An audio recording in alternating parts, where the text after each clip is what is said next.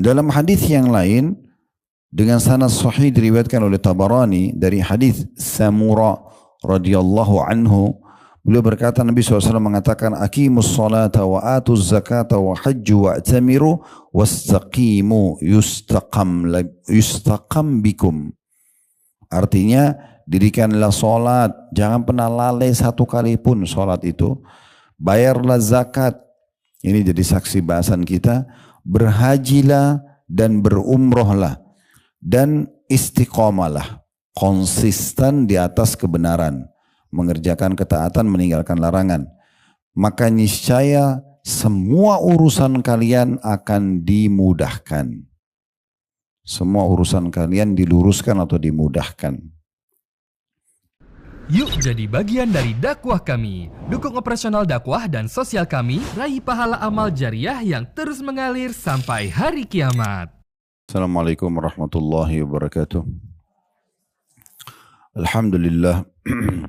Wassalatu wassalamu ala rasulillah. Segala puji dan puja kehadirat Allah subhanahu wa ta'ala, juga salawat dan taslim kepada Nabi besar Muhammad sallallahu alaihi wa ala alihi wa sahbihi wasallam.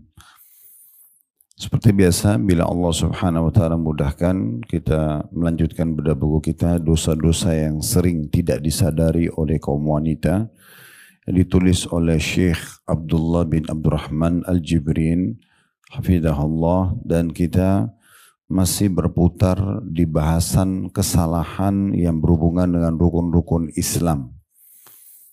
Kita sudah pernah membahas di poin pertamanya masalah mengakhirkan sholat dari waktunya, dan beda hukumnya dengan orang yang memang meninggalkan sholat secara sengaja. Ya. Kalau orang secara membangkang meninggalkan sholat, mengatakan tidak ada sholat itu, sholat 5 waktu ya, maka kufur. Tapi kalau orang menunda-nunda sholatnya sehingga keluar dari waktunya, ini dosa besar. Nah, ini sudah kita bahas pada pertemuannya tentunya. Kemudian juga sudah kita bahas yang kedua, wanita yang tidak mengqadha atau mengganti sholat yang sudah masuk waktunya namun belum dilaksanakan karena keluar darah haid ataupun nifasnya. Padahal seharusnya dia wajib menggantikan atau menggantinya langsung setelah suci dari haid dan nifas. Ini juga kembali kami ingatkan, misalnya ibu-ibu waktu duhur seperti ini belum haid, kemudian ditunda sholatnya sampai jam 2 baru mau sholat. Pas mau sholat jam 2 ternyata darah haidnya keluar.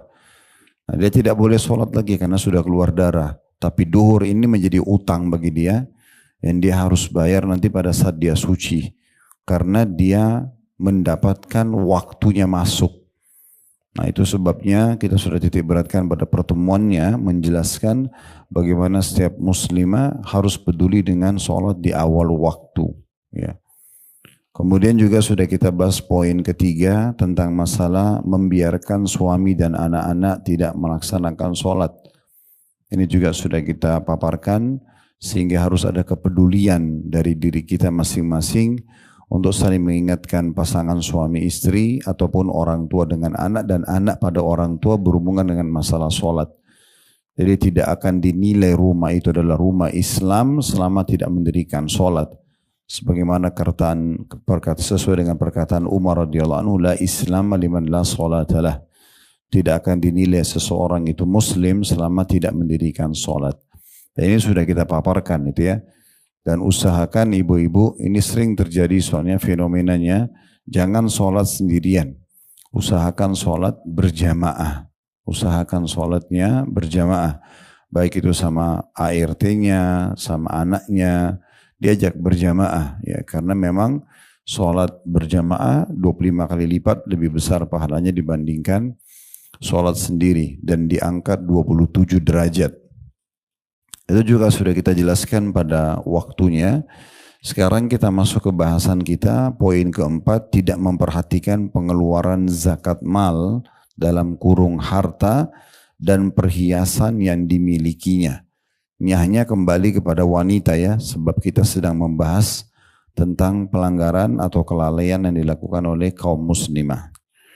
Kata penulis, ya, padahal sudah sampai haulnya, dalam kurung 1 tahun dan nisabnya, kadar minimalnya. Ini sebelum kita lanjutkan dalil yang diangkat oleh penulis, zakat mal itu adalah harta zakat atau pensucian yang dikeluarkan dari harta yang kita miliki. Kalau terpenuhi 2 syarat. Yang pertama haulnya, masa 1 tahunnya. Nah, misalnya Ramadan ke Ramadan gitu ya. Jadi kita bisa memulai, misal contoh ibu-ibu belum hitung haulnya untuk 1 tahun perhitungan zakatnya. Dimulai dari sekarang aja. Misalnya mulai sekarang diniatkan bulan ini saya niatkan untuk mulai haul saya, gitu kan? Atau kalau khawatir mungkin ada yang luput, kita niatkan Ramadan yang lalu itu adalah awal haul saya. Berarti Ramadan nanti di pertengahan Februari sudah 1 tahun, gitu ya? Sudah 1 tahun. Kemudian yang kedua nisab, itu yang digaris miring di buku kita. Nisab artinya kadar minimalnya. Pendapat yang mayoritas dipilih ulama adalah 85 gram emas. Kalau harta ibu-ibu sekalian, dan tentu kita sapa juga bapak-bapak di online ya, harta Anda mencapai 85 gram emas ya, dan itu stabil selama 1 tahun. Jadi bulan Ramadan 85 gram emas itu tabungan dan investasi. Bukan harta yang dipakai. Dipakai itu maksudnya kayak rumah, mobil, itu nggak ada zakatnya. Kalau dipakai ya. Tapi kalau investasi misalnya dibeli untuk dikontrakin atau untuk dijual lagi, itu berarti investasi, ada zakat. Nah kalau tidak diinvestasikan, maka berarti, kalau tidak diinvestasikan berarti tidak ada zakatnya. Tapi kalau diinvestasikan akan ada zakatnya. Ya. Nah seperti itu kurang lebih gambarannya. Nah nisabnya, kadar minimalnya diakumulasi total dari tabungan kita, dari investasi kita. Kalau dia mencapai 85 gram emas, contoh emas misalnya sekarang kan sudah 2 jutaan ya. Kalau 2 juta misalnya kita ambil angka 2 juta, tinggal dikali. Ya, 2 juta kali 85 gram emas gitu ya. Jadi 170 berapa juta gitu ya. Kurang lebih, nah itu berarti sudah sampai kadar nisabnya, dan itu harus stabil selama setahun. Selama 12 bulan itu sama semua, setiap bulan kita punya minimal sekali 85 gram emas. Kalau lebih dari itu sudah jelas kena zakat ya. Kalau kurang dari itu tidak kena zakatnya, seperti itu. Itu yang dimaksud dengan nisabnya ya. Jadi kalau terpenuhi 2 hal, haul masa setahun, kemudian nisab kadar minimalnya sesuai sama semuanya 85 gram emas selama setahun, maka dikeluarkan zakatnya 2,5%. Dan perlu difahami baik-baik, zakat ini sama sedekah secara umum itu ada bedanya. Walaupun kalau dimutlakan atau diitlakkan namanya, dia zakat masuk dalam bab sedekah. Ya. Karena sedekah itu lebih global. Ada yang wajib, ada yang sunnah. Yang wajib adalah zakatnya, yang sunnah adalah sedekah selain zakat. Ya, seperti kalau ibu-ibu dan bapak sekalian mau membagikan, berikan kepada fakir miskin, kepada kerabat dan segala macam. Dan zakat itu itemnya terbatas. Ya, kalau sedekah lebih umum. Karena ada sedekah dari makanan kita, kayak misalnya kita beli makanan bungkus kayak kue-kue yang ada di pengajian misalnya, itu kan kalau pemilik acara memberikan kepada tamu itu juga sedekah namanya, tapi tidak dikatakan zakat. Kalau zakat itu itemnya khusus.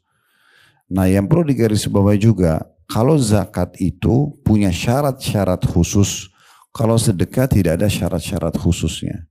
Syarat khusus tadi zakat itu adalah masa 1 tahun baru dikeluarkan, kadar minimalnya akumulasi antara investasi dan tabungan 85 gram emas baru dikeluarkan.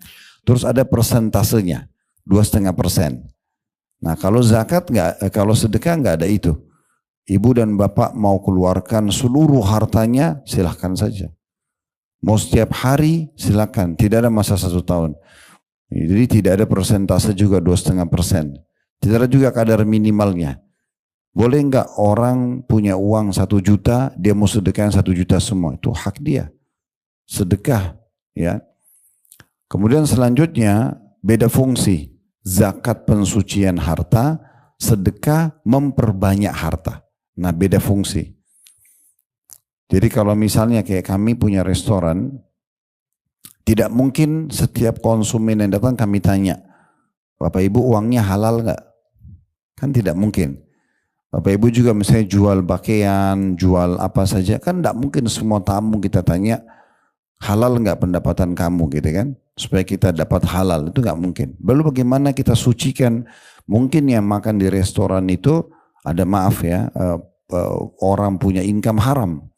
Dari pelacuran, dari riba, dari segala macam. Kita nggak tahu, tapi sudah bercampur dengan harta kita. Nah zakat berfungsi mensucikan itu. Tapi selama kita nggak tahu ya, karena kalau kita sudah tahu orang ini pelacur, maaf, atau orang ini dari uang riba atau manipulasi atau maling, mencuri, ya, kemudian kita tahu nih pelakunya, lalu kita sengaja jualan sama dia, itu nggak boleh. Dari awal sudah haram. Tapi kalau kita tidak tahu, maka pensuciannya melalui zakat. Nah, kalau sedekah itu fungsinya untuk memperbanyak harta. Jadi beda fungsi. Kenapa saya jelasin ini? Karena ada orang yang karena hartanya banyak sekali, zakatnya besar. 2,5% itu saja sudah miliaran jumlahnya. Dari zakatnya saja. Berarti hartanya dia lebih banyak lagi. Misalnya orang punya ratusan miliar atau triliunan uang, maka zakatnya kalau 2,5% itu besar, miliaran jumlahnya. Kalau ada orang punya misalnya uang 100 miliar, investasi sama tabungannya, berarti kan zakatnya 2,5 miliar. Karena 2,5% itu saja besar.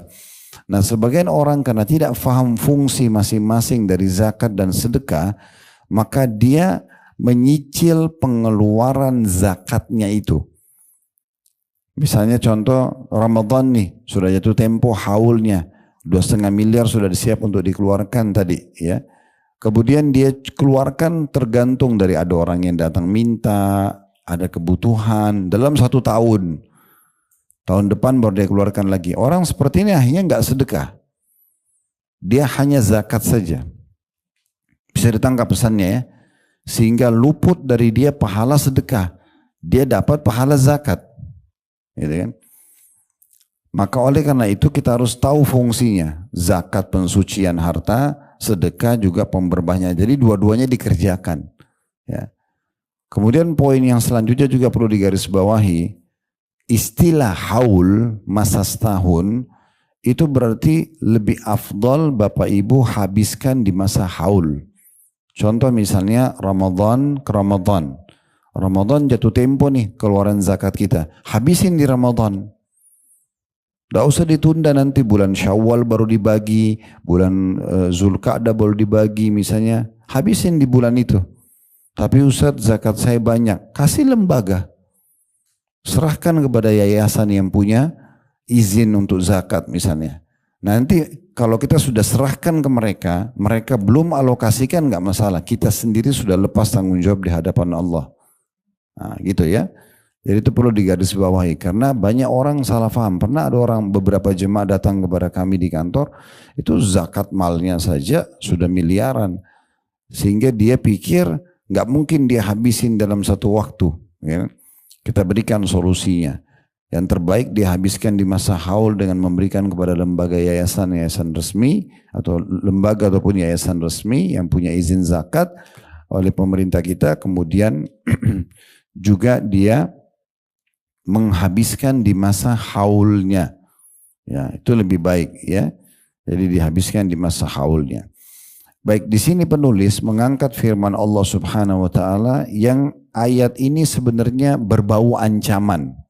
Ya, langsung kepada ancaman walaupun sebenarnya dalam agama kita ada istilah at-targhib dan tarhib. Ada motivasi untuk mengerjakan sebuah ibadah, ada ancaman bagi yang meninggalkannya kalau itu kewajiban. Nah, tetapi di sini penulis karena meringkas buku beliau menulis buku kecil kayak buku saku, langsung saja kepada ancaman ingin menyentuh hati seorang muslim, kalau kau nggak keluarin zakat ini ancamannya loh. Nah seperti itu ya.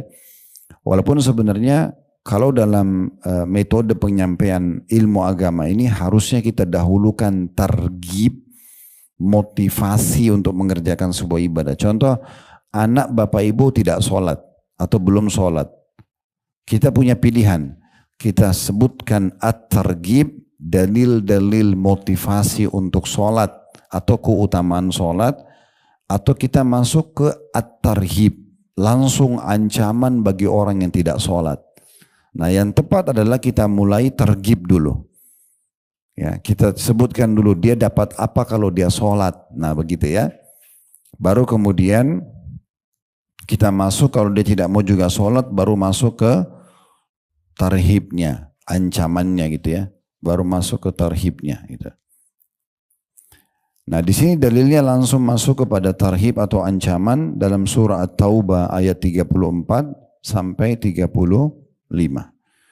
Yang bunyinya Allah berfirman, walladzina yaknizuna adh-dhahaba wal fiddata wa la yunfikuna fi sabilillah fabashshirhum bi'adzabin alim. Yawma yuhma 'alaiha fi nari jahannam fatuqwa biha jibahum wa junubuhum wa dhuhuruhum hadza ma kanaztum li anfusikum fadhuqu ma kuntum taknizun. Dan orang-orang yang menyimpan emas dan perak serta tidak menginfakkannya di jalan Allah, maksudnya mengeluarkan zakatnya, maka sampaikan kabar gembira kepada mereka dengan azab yang pedih. Ya. Pada hari ketika emas dan perak itu dipanaskan di dalam neraka jahanam, lalu dahi, lambung dan punggung mereka disetrika dengannya. Lalu dikatakan kepada mereka, inilah harta benda yang kalian simpan untuk diri kalian sendiri, maka rasakanlah sekarang akibat dari apa yang kalian simpan itu. Ya. Ayat ini kita ambil dulu pelajarannya.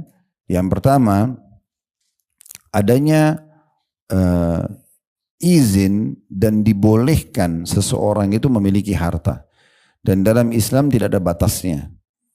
Tidak ada batas, boleh kita menjadi orang yang paling kaya di dunia pun boleh saja. Yang penting dia halal. Ya. Poin pertama. Yang kedua, kita menunaikan haknya harta itu. Zakat. Ya. Kemudian dan ini dilakukan oleh Nabi SAW. Beliau punya harta. Ya. Sahabat-sahabat punya harta. Ya, sampai Abdurrahman ibn Auf waktu meninggalkan uang kalau dirupiahkan sekarang triliunan. Begitu juga Abu Bakar, Utsman bin Affan, ya, Sa'ad bin Ubadah dan seterusnya. Kemudian pelajaran yang kedua, adanya ancaman bagi orang yang tidak mengeluarkan zakat hartanya. Dan ancaman itu berisikan semua harta dia nanti akan didatangkan dan dipanaskan nanti di neraka.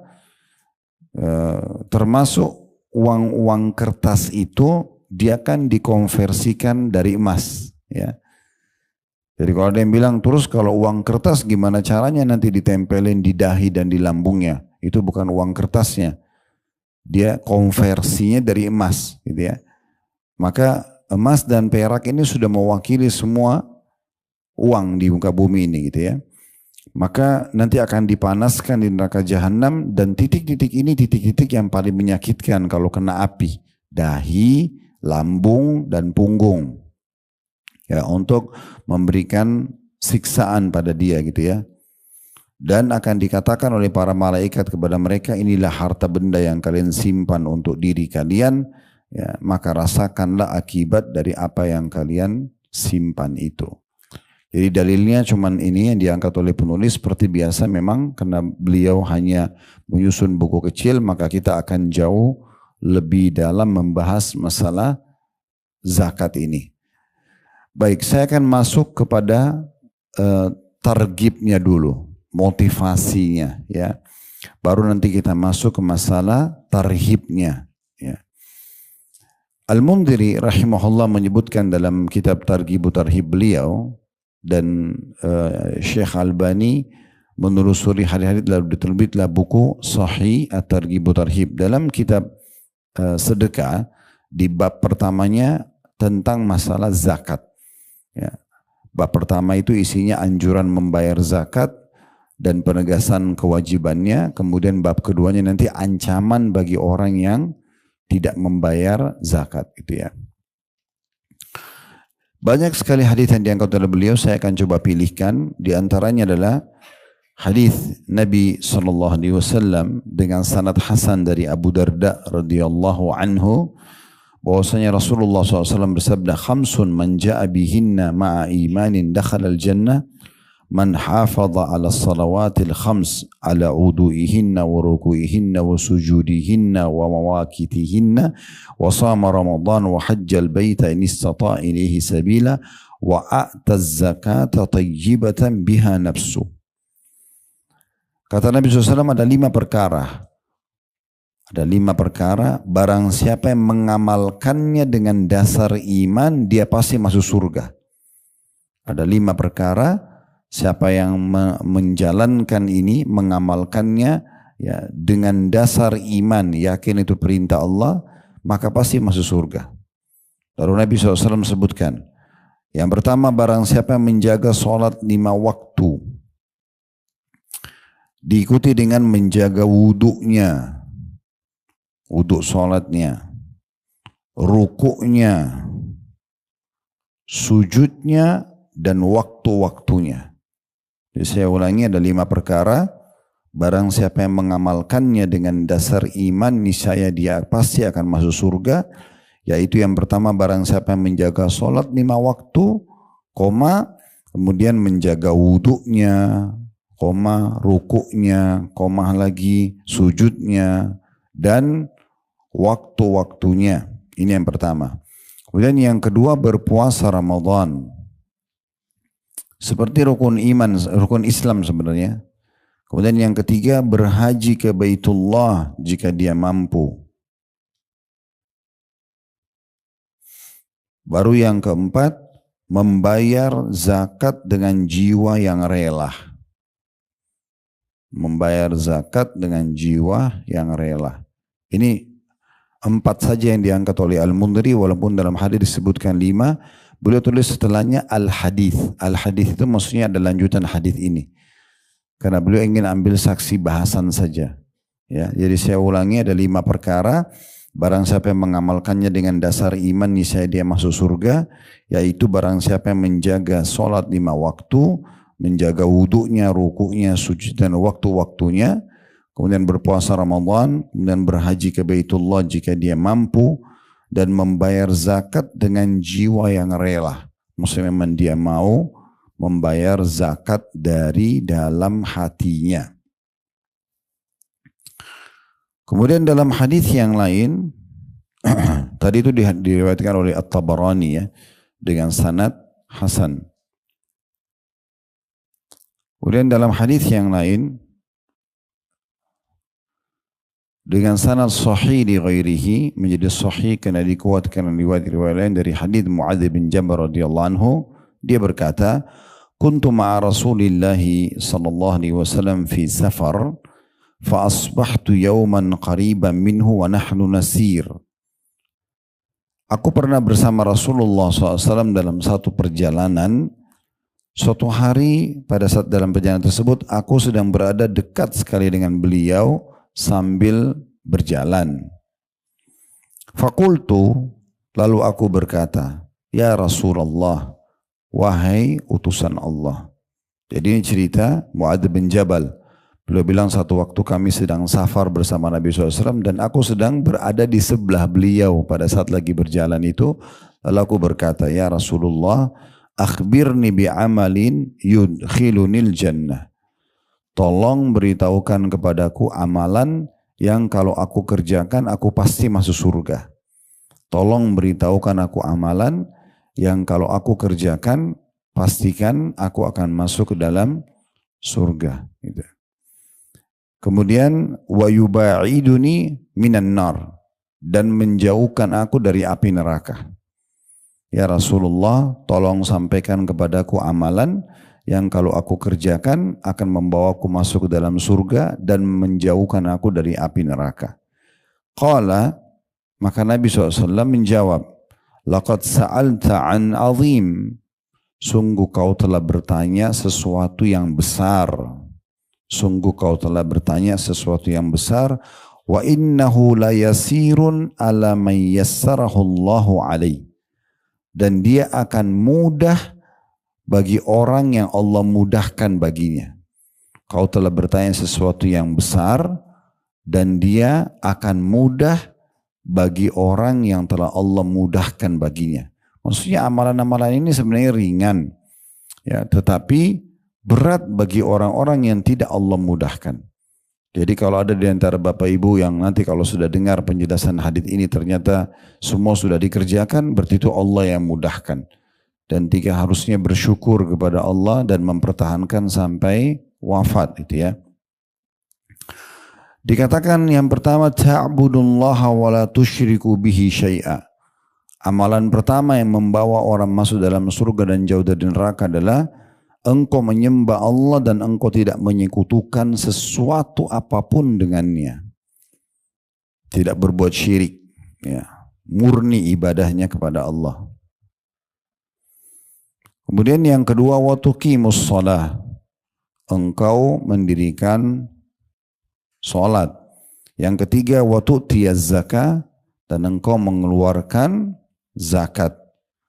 Yang keempat, wa tasumu Ramadan, dan engkau berpuasa Ramadan. Dan yang kelima terakhir, wa tahujjul bait, dan kamu haji, ya, ke Baitullah. Jadi sebenarnya rukun Islam yang 5 ya. Jadi kata Muadz bin Jabal, ya Rasulullah, tolong sampaikan kepada saya amalan yang bisa membawaku masuk ke dalam surga dan selamatkan aku dari api neraka. Kata Nabi SAW, sesungguhnya kau telah bertanya sesuatu yang besar, ya. Maksudnya ini betul-betul perkara penting, ya. Dan harus setiap muslim mengetahuinya, dan dia hanya akan mudah bagi orang yang Allah mudahkan untuknya. Engkau menyembah Allah tanpa menyekutukannya dengan suatu apapun, mendirikan sholat, menunaikan zakat, ini saksi bahasan kita, berpuasa Ramadan dan haji ke Baitullah. Dan haji ke Baitullah. Rasulullah SAW bersabda dari hadits Aisyah radhiyallahu anha, "Thalathun ahlifu alaihinna." Kata Nabi SAW, ada 3 hal aku bersumpah atasnya. Ya. Maksudnya ini perkara penting banget. Ya. Sampai Nabi pun bersumpah atas pentingnya perkara 3 hal ini. La yaj'alullahu man lahu sahmun fil islami kaman la sahma lahu. Allah tidak akan menjadikan orang yang memiliki saham dalam Islam seperti orang yang tidak memiliki saham. Ya, seperti saham kalau orang lagi punya perusahaan, lalu kita ditawarkan saham, bagaimana kedudukan kita di perusahaan kalau kita punya saham, berarti kita bagian dari perusahaan itu kan. Nah, gitu. Makin besar saham kita, maka makin besar pengaruh kita. Nah, seperti itu. Kata Nabi SAW, ashumul islami thalatha. Ketahuilah saham terbesarnya Islam ada 3. Nah, ini yang Nabi SAW bersumpah untuk diperhatikan. Saham terbesarnya Islam ada 3. Yang pertama beliau mengatakan as-sholah. Sholat itu saham terbesar yang pertama. Artinya dengan mengerjakan dan menjaga sholat 5 waktu, kita pemilik saham terbesar untuk bisa masuk surga. Ya. Kemudian yang kedua was-saum, berpuasa. Tentu puncaknya puasa Ramadan. Dan yang ketiga adalah was-zakah. Nah ini zakat. Wala yatawallallahu 'abdan fid dunya fayuwallihi ghairahu yaumal qiyamah. Dan ketahuilah, kata Nabi SAW, tidaklah Allah mengangkat derajat seorang hamba di dunia karena dia jaga 3 saham tadi. Dia selalu jaga sholatnya, dia jaga puasa Ramadannya, dia jaga juga pengaturan zakatnya. Ya. Lalu dia menolong selainnya pada hari kiamat. Maksudnya pasti orang itu akan ditolong. Pasti akan selamat dia dengan menjaga 3 hal ini. Ya. Ini berarti dijelaskan dalam hadits ini 3 saham terbesarnya Islam. Dalam riwayat lain dengan sanad tadi itu hadits riwayat Ahmad ya. Riwayat yang sesudahnya disebutkan ada 8 saham dalam Islam, tetapi tentunya 3 hal yang tadi disebutkan itu yang terbesar. Cuma di sini ditambahkan saham-saham lain ya. Dari hadits Hudzaifah radhiyallahu anhu, beliau mengatakan bahwasanya Nabi SAW bersabda, Al-Islamu thamaniyatu ashum. Islam itu dibagi menjadi 8 saham. Dikatakan al-Islamu sahmun, keislaman seseorang sendiri itu saham. Ya. Dengan kita muslim berarti kita sudah punya saham. Kemudian was-salatu sahmun, salat itu saham sendiri. Kemudian waz-zakatu sahmun, zakat pun adalah saham. Kemudian was-saumu sahmun, puasa pun saham. Dia sudah 4 nih. Islam itu saham, sholat itu saham, kemudian zakat itu saham, kemudian puasa itu saham. Yang kelima, wahijjul baiti sahmun. Haji juga ke rumah Allah adalah saham. Yang keenam, wal amru bil ma'rufi sahmun. Menyeru pada kebaikan, mengingatkan orang agar sholat, tutup aurat, mengingatkan orang pada kebaikan, mendukung orang untuk melakukan kebaikan-kebaikan adalah juga saham. Yang ketujuh, wan nahyu anil munkari sahmun. Melarang dari kemungkaran juga satu saham. Orang yang tidak sholat, ya, orang yang tidak tutup aurat lalu kita ingatkan, itu juga saham sendiri. Yang kedelapan, wal jihadu fisabilillah sahmun. Dan jihad di jalan Allah juga adalah satu saham. Kata di hadis ini disebutkan 8 ya. Berarti Islam 1 saham, sholat 1 saham lagi. Yang kedua, yang ketiga zakat 1 saham. Yang keempat puasa juga saham. Yang kelima haji saham. Yang keenam menyeru pada kebaikan, amal ma'ruf saham. Yang ketujuh, larang dari kemungkaran, melarang dari kemungkaran adalah saham. Dan yang terakhir, jihad di jalan Allah juga, yang kedelapan adalah saham. Kata Nabi SAW, waqad khaba man la sahma lahu. Dan sungguh rugi serta menyesal orang yang tidak punya saham. Maksudnya nanti di hari kiamat susah sekali dia selamat. Apalagi kalau orang luput dari 8-8-nya gitu ya. Kemudian hadis yang lain, orang kalau mengeluarkan zakat Bapak Ibu sekalian berarti bisa menjadi penyebab hilangnya keburukan dirinya. Luas maknanya ya, keburukan diri itu seperti sifat-sifat buruk atau memang hal-hal buruk yang lainnya. Intinya semua yang buruk selamat keluar dari diri dia, nggak ada lagi. Disebutkan dalam hadis hasan di ghairihi, menjadi hasan karena dikuatkan dengan riwayat-riwayat lain, dan ini diriwayatkan oleh Al-Hakim. Sementara Al-Hakim mengatakan sahih berdasarkan syarat Imam Muslim. Dari Jabir radhiyallahu anhu dia berkata, qala rajul, seseorang berkata, kata Jabir, ya Rasulullah, wahai utusan Allah, ara'aita in adda ar-rajulu zakata malih. Kira-kira bagaimana pendapat Anda kalau ada seseorang yang menunaikan zakat hartanya? Jadi orang ini bertanya, ya Rasulullah, bagaimana pendapat Anda kalau ada seseorang menunaikan zakat harta? Maksudnya bagaimana sih kedudukannya? Faqala Rasulullah sallallahu alaihi wasallam, maka Nabi atau Rasulullah SAW bersabda, man adda zakata mali faqad dhahaba anhu syarruhu. Ketahuilah, kata Nabi SAW, siapa yang membayar zakatnya atau zakat hartanya, maka seluruh keburukannya telah lenyap darinya.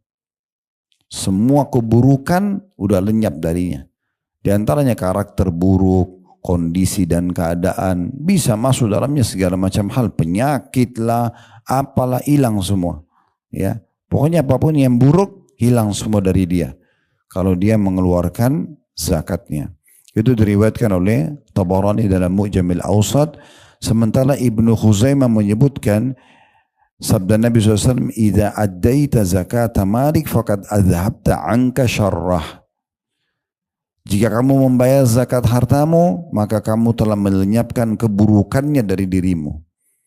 Ini berarti maknanya lebih mengerucut. Kalau hadits Ibnu Khuzaimah, kalau engkau mengeluarkan zakat hartamu, engkau telah menghilangkan keburukan harta itu dari jiwamu.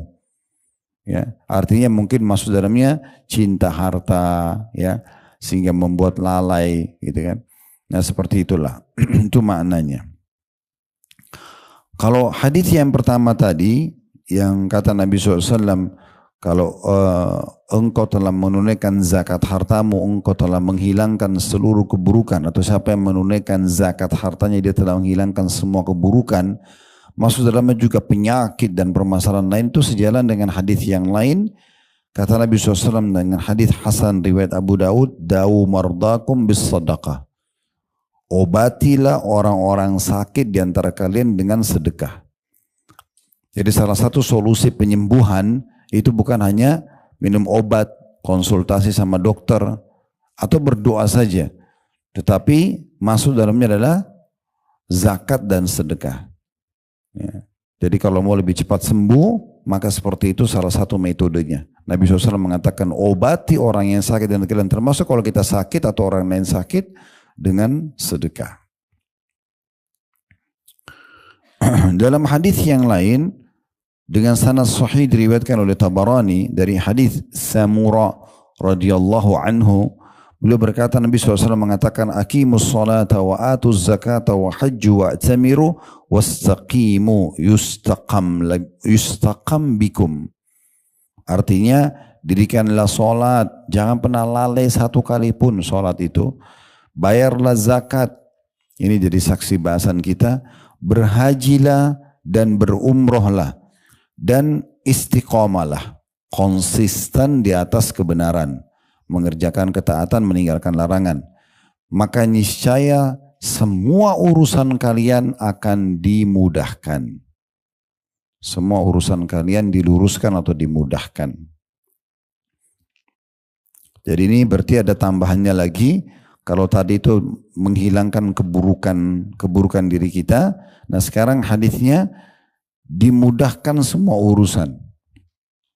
Karena kita peduli dengan saham-saham Islam ini, maka secara otomatis dimudahkan urusan. Kemudian dalam hadis yang lain juga cukup banyak riwayat yang berbicara tentang masalah dipastikan masuk ke dalam surga ya. Saya tidak baca lagi karena sudah mewakili tadi. Sekarang ada hadis yang lain dengan sanad sahih di ghairihi, menjadi sahih karena dikuatkan riwayat-riwayat lain, dan ini diriwayatkan oleh Abu Daud dari hadis Abdullah bin Muawiyah al-Ghadiri radhiyallahu anhu. Hadis Abdullah bin Muawiyah al-Ghadiri radhiyallahu anhu, dia berkata, Rasulullah SAW bersabda, thalathun man fa'alahunna faqad ta'ima ta'mal iman. 3 perkara, barang siapa yang mengamalkannya maka dia pasti merasakan nikmatnya iman, lezatnya iman. 3 perkara kata Nabi SAW, siapa yang mengerjakannya dia pasti merasakan nikmatnya iman. Yang pertama, man abadallaha wahdahu wa alima an la ilaha illallah. Yang pertama adalah orang yang menyembah Allah, ya, beribadah kepada Allah, memurnikan dan mengetahui bahwasanya dan meyakini tidak ada Tuhan yang berhak disembah kecuali Allah. Ini pasti orang merasakan nikmatnya iman, lezatnya iman. Dia menyembah Allah, ya, satu saja, tidak ada syirik, tidak ada segala macam, dan meyakini tidak ada Tuhan yang berhak disembah kecuali Allah, sehingga tidak perlu lagi bergantung kepada selain Allah. Yang kedua, ini saksi bahasan kita, wa'ata zakata malihi tayyibatan biha nafsu. Dia mengeluarkan atau menunaikan zakat hartanya, ya, dengan kerelaan hatinya. Dia ikhlas sekali. Ya. Ada orang subhanallah, dia selalu peduli, dia hati-hati sekali. Ramadan, sebelum Ramadan dia sudah atur gimana caranya hitung zakatnya. Begitu tiba awal Ramadan dia sudah langsung keluarkan. Dan tadi saya bilang di awal pembukaan kita, yang paling tepat kita keluarkan langsung di masa haul itu. Ya. Jadi dihabiskan di Ramadan kita keluarkan. Ini yang kedua. Dikatakan masih ada lanjutan hadisnya, rafidatan alaihi kulla am. Dan dia pun selalu peduli itu setiap tahun. Jadi bukan hanya tahun ini peduli, tahun depan tidak peduli. Dia peduli terus sampai masa waktu dia wafat. Kemudian ada tambahan masih zakat, tapi Nabi masuk kepada zakat hewan, ya. Walam yu'til harimata.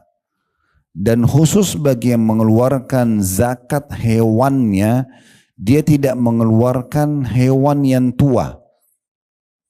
Kan kalau hewan ternak, ya Bapak Ibu sekalian, ini sedikit saya tambahkan informasi baru kita lanjutkan hadisnya.